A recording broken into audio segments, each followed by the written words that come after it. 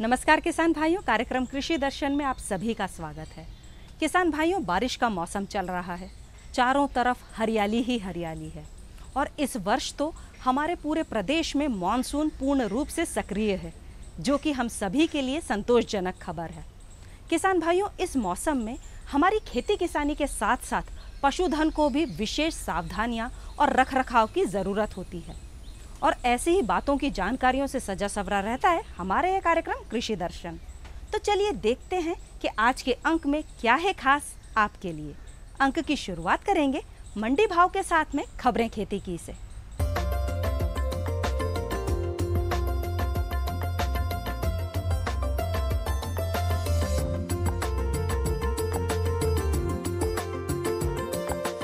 नमस्कार किसान भाइयों, खबरें खेती में आपका स्वागत है। आइए नजर डालते हैं आज की कृषि की मुख्य खबरों पर।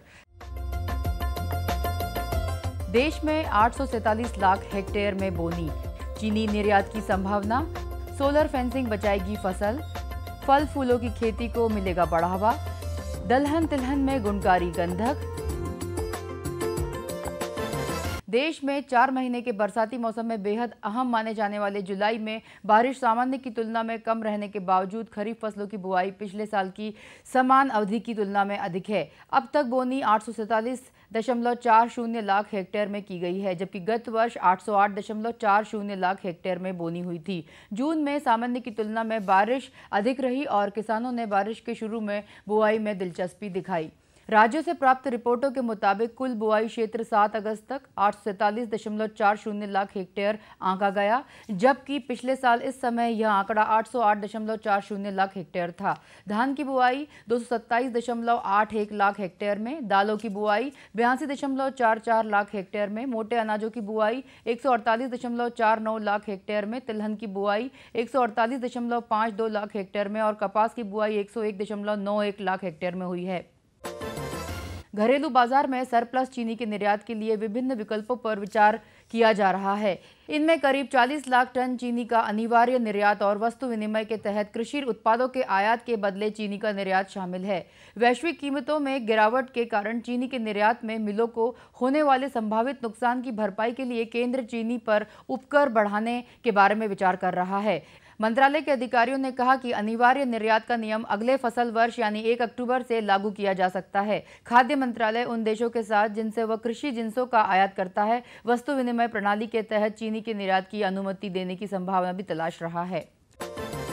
प्रदेश के अभ्यारण्य एवं रिजर्व फॉरेस्ट से लगे हुए जिलों के गांवों के किसानों को अब जंगली जानवरों के कारण फसल नुकसान नहीं उठाना पड़ेगा। इसके लिए कृषि विभाग ने RKVY योजना के तहत ऊर्जा विकास निगम के सहयोग से सोलर फेंसिंग लगाने का बीड़ा उठाया है। इसे वन विभाग द्वारा क्रियान्वित किया जाएगा, जिससे खेतों की रक्षा कर फसलों को बचाया जा सकेगा। प्रदेश के संचालक कृषि श्री मोहन लाल ने बताया कि अभ्यारण्य एवं रिजर्व फॉरेस्ट से लगे गांवों में जंगली जानवरों से फसलों को सुरक्षित रखने के लिए सोलर फेंसिंग लगाने हेतु 5 करोड़ 15 लाख की लागत का पायलट प्रोजेक्ट तैयार किया गया है, जिससे वन विभाग द्वारा 2 वर्ष में पूरा किया जाएगा। उन्होंने बताया कि इस प्रोजेक्ट से किसानों की फसल को संरक्षण मिलेगा तथा उत्पादन में वृद्धि होगी।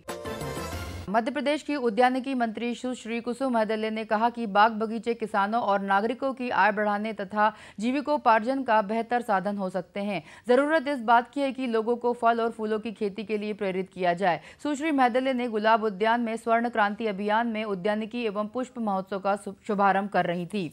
सुश्री महदले ने कहा कि अभियान के पहले चरण में सभी 51 जिले में उद्यानिकी एवं पुष्प महोत्सव किया जा रहा है। दलहनी और तिलहनी फसलों की भरपूर बढ़वार और अधिक उत्पादन में गंधक तत्व की महत्वपूर्ण भूमिका है।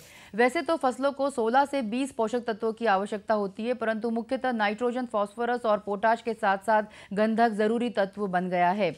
अनुसंधान, परीक्षणों एवं सर्वेक्षण के अनुसार देश के 200 से भी अधिक जिलों में गंधक सल्फर तत्व की कमी पाई गई है। गंधक पोषक तत्व पौधों की स्वस्थ बढ़वार, जड़ों के विकास एवं दानों की सुडौल बनाने में मदद करता है। दलहन एवं तिलहन फसलों में तेल की मात्रा, गुणवत्ता एवं प्रोटीन के निर्माण में गंधक तत्व की विशेष भूमिका है। अब आप नजर डालिए आज के मंडी भाव पर और मुझे दीजिए आज्ञा। नमस्कार।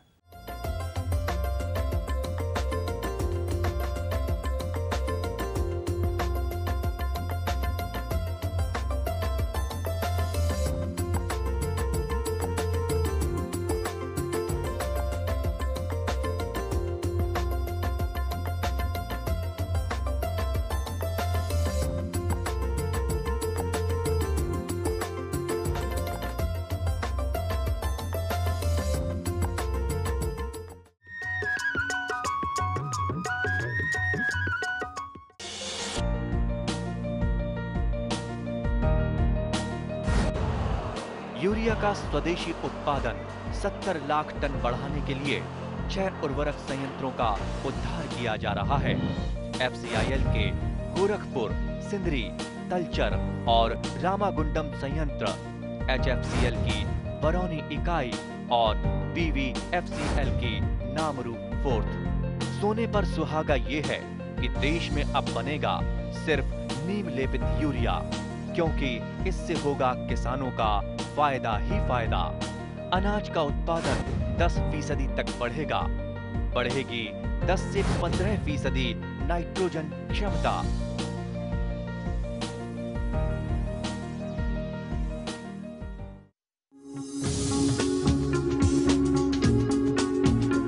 कश्मीर से केरल, अरुणाचल से गुजरात, कहानी जिंदगी की हो या खेती की हो बात, देश के हर रंग की बात राज्यों की। सोमवार से बुधवार शाम 5:30 पर डीडी किसान, बदलते भारत की शान।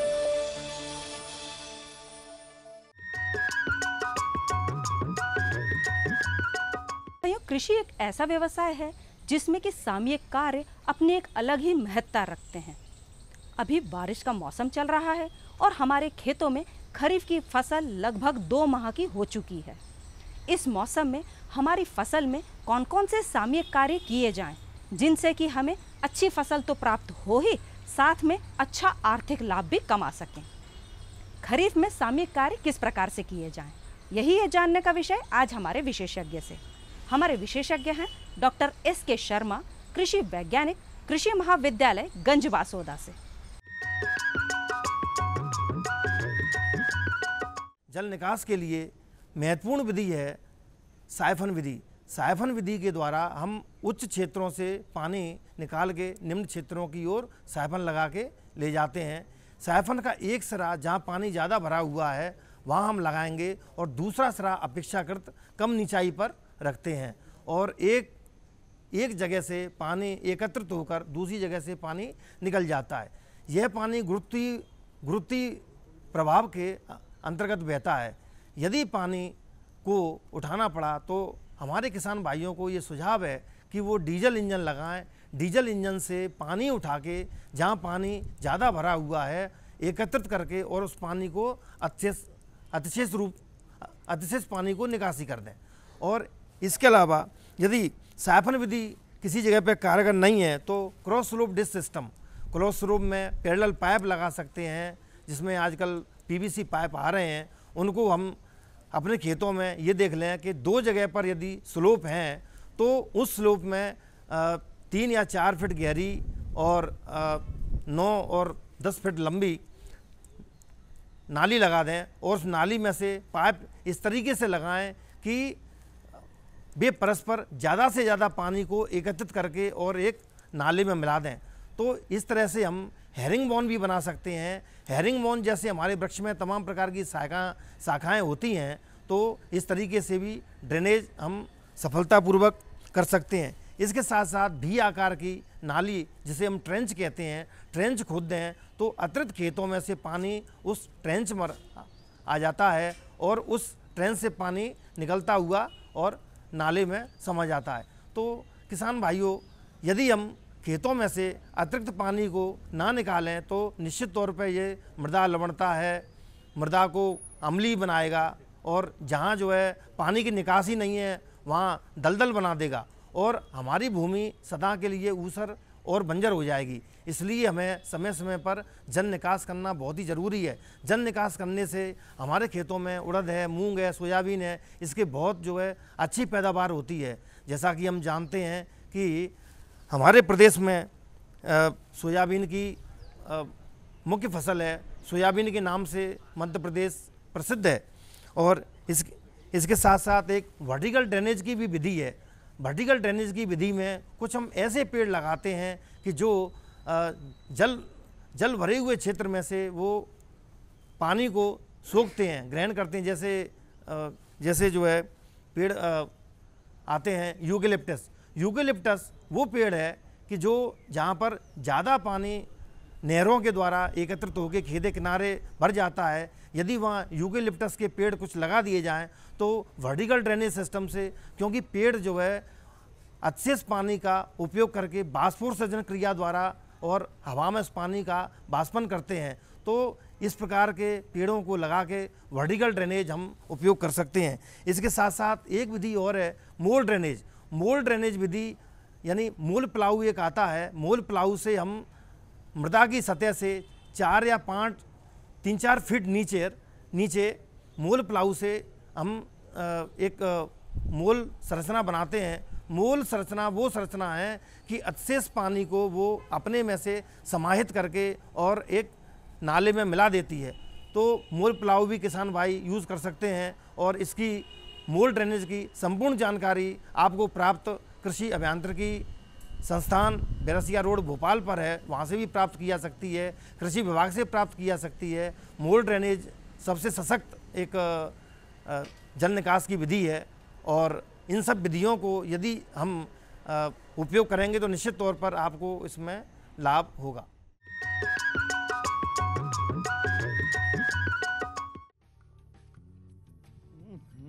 सब्जी में मसाला ज्यादा है। कितनी बार कहा है कि जितनी जरूरत हो बस उतना ही डाला करो। अरे मुझसे तो ऐसा कभी कभार होता है। और तुम जो हमेशा खेत में अनाप शनाप कीटनाशक डालते हो उसका क्या? ठीक ही तो कह रही है बहू। देख, खेत में उतनी ही दवा डाल जितनी जरूरत हो। याद रखो, कीटनाशक जहरीले होते हैं। डिब्बे पे लिखी सूचना के हिसाब से ही दवा डालनी चाहिए। पहले फेरोमोन ट्रैप, फ्लाइट ट्रैप, मित्र कीट, जैविक कीटनाशक आदि का इस्तेमाल करें। जरूरत पड़ने पर ही रासायनिक कीटनाशक का इस्तेमाल करें। छिड़काव सुबह या शाम दस्ताने, मास्क और पूरी आस्तीन वाले कपड़े पहनकर करें। हवा की दिशा में छिड़काव करते हुए पीछे जाएं। दवा के डिब्बे, छिड़काव यंत्र सुरक्षित जगह पर रखें। अब कुछ समझे क्या? हाँ, समझ गया मेरी रानी। अब ना करो नादानी। इसने पिला दिया ना तुझे पानी।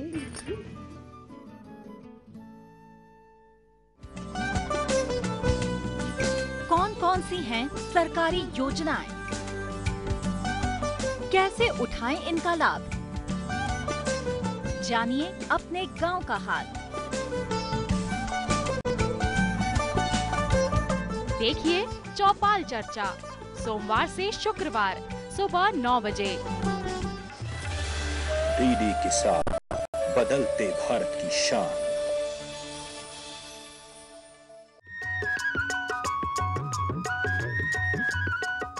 किसान भाइयों, यदि सतत मेहनत की जाए तो सफलता जरूर प्राप्त होती है। मेहनतकश लोगों के रास्ते में रोड़े तो बहुत आते हैं, लेकिन वे सफलता प्राप्त कर ही लेते हैं अपनी दृढ़ इच्छा और शक्ति के माध्यम से। आज हम आपको मिलवा रहे हैं एक ऐसे ही सफल किसान से जिन्होंने कि छोटे पैमाने पर काम शुरू किया और आज सफलता का एक नया मुकाम छू लिया है। तो चलिए सुनते हैं उनकी सफलता की कहानी उन्हीं की जुबानी। नमस्कार। मेहनत करने वालों की कभी हार नहीं होती। जी हाँ किसान भाइयों, अगर बात आपकी है तो अपने आप ही पंक्तियों में आपका जिक्र हो ही जाता है। हाँ, आज हम आपकी मुलाकात ऐसे ही प्रगतिशील किसान से करवाने जा रहे हैं जिन्होंने अपनी मेहनत और कृषि विशेषज्ञों की सलाह से एक नया मुकाम हासिल किया है। तो आइए मिलते हैं आज के हमारे सफल किसान से, शशि कुमार पांडे जी से, जो कि रीवा से हमारे बीच उपस्थित हुए हैं। नमस्कार शशि कुमार जी, आपका कार्यक्रम में बहुत बहुत स्वागत है। सबसे पहले मैं आपसे जानना चाहूँगी कि आपकी कितनी एकड़ ज़मीन है और आप कौन कौन सी फसल उस पर उगाते हैं? मैडम, हमारे पास लगभग 30 एकड़ ज़मीन है जी। उसमें प्रमुख रूप से तो हमारे क्षेत्र में ही धान और गेहूं उगाया जाता है जी। पर कुछ ऐसी ज़मीन है जिसमें हम अरहर जी और चना और ये कैश क्रॉप भी लेते हैं हम लोग। जी जी जी। विशेष रूप से ये मान के चलें कि हम लोग धान और गेहूं आप लगाते हैं। खेत की तैयारी किस विधि से की है? क्या आपने वैज्ञानिक सलाह लेकर या आपने वैज्ञानिक पद्धति से खेत की तैयारी की है?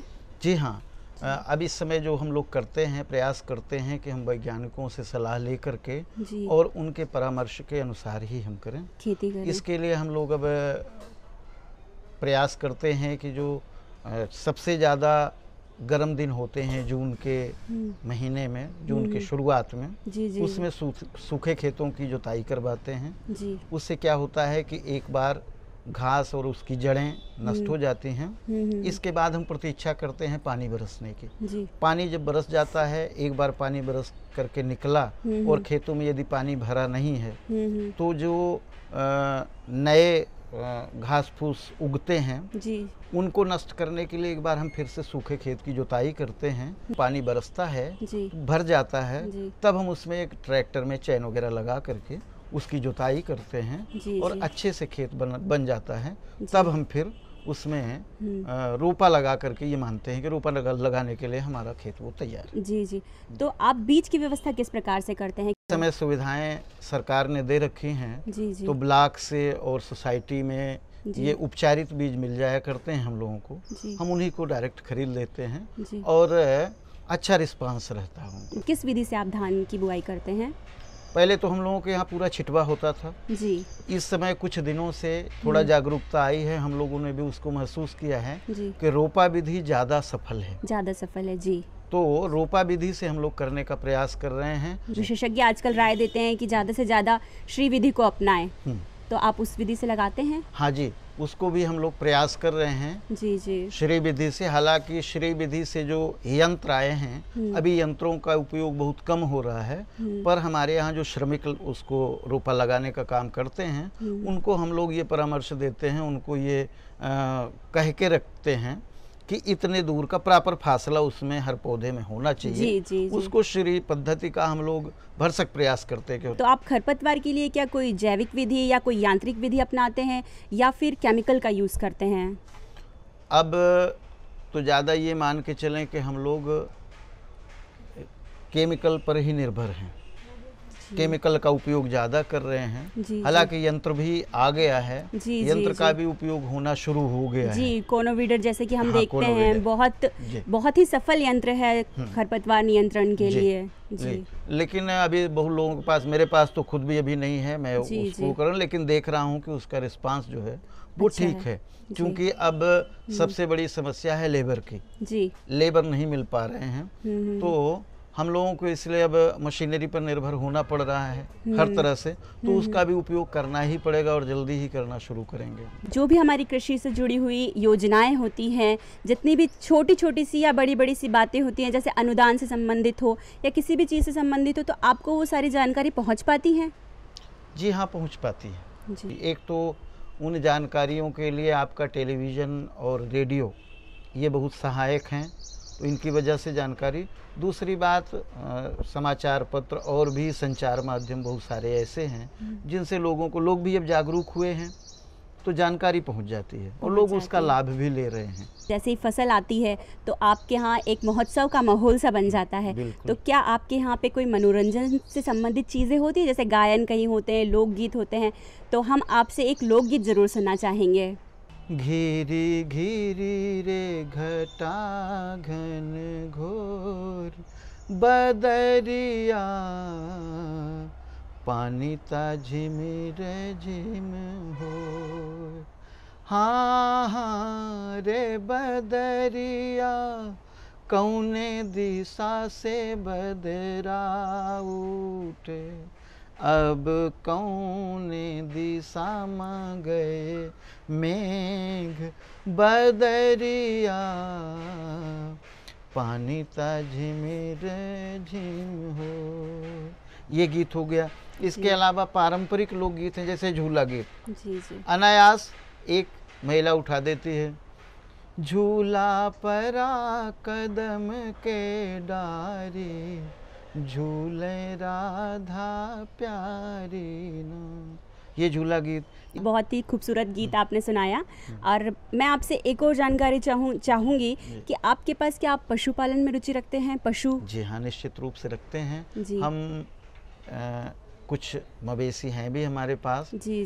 2-4 गायें हैं, 2-4 भैंसें हैं, उनको हम पाले हैं। हालांकि उसको भी पूरा व्यावसायिक स्वरूप हम नहीं दिए हैं, लेकिन जो रिस्पांस है उसको देख करके मुझे लगता है कि इस काम को आगे बढ़ाना चाहिए।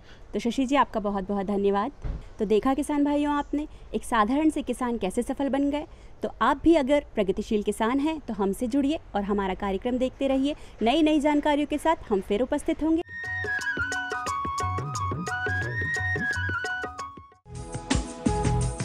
पशु नहीं अभिमान है, किसान भाई की शान है, आय का है माध्यम, परिवार का सम्मान है। पशुपालन पर आधारित विशेष प्रोग्राम हमारा पशुधन, गुरुवार और शुक्रवार शाम 5:30 पर। डीडी किसान, बदलते भारत की शान। मुद्दा एक, खरीफ की फसल का मतलब ही यह है कि भाई जो मानसून की बारिश होगी उसी पे ये फसल जो है आगे चलेगी। राय अनेक, फसलों का और प्रजातियों का चुनाव सही से करें। विषय विशेष पर होगी जमकर बात। कैसी भी परिस्थिति आएगी तो किसान डटा रहेगा, किसान डटा रहेगा तो देश के लिए अन्न पैदा होता रहेगा। देखिए विचार विमर्श शुक्रवार शाम 7:30 पर। डीडी किसान, बदलते भारत की शान।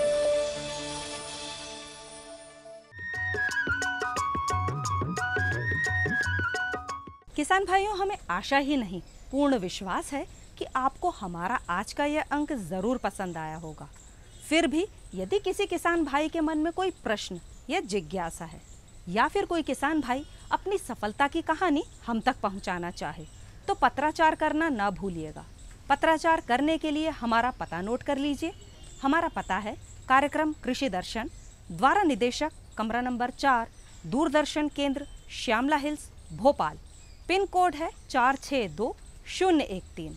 किसान भाइयों, आज का अंक हम यहीं पर समाप्त करते हैं।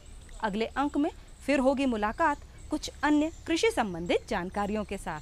तब तक के लिए पूर्वा राय को आज्ञा दीजिए। नमस्कार।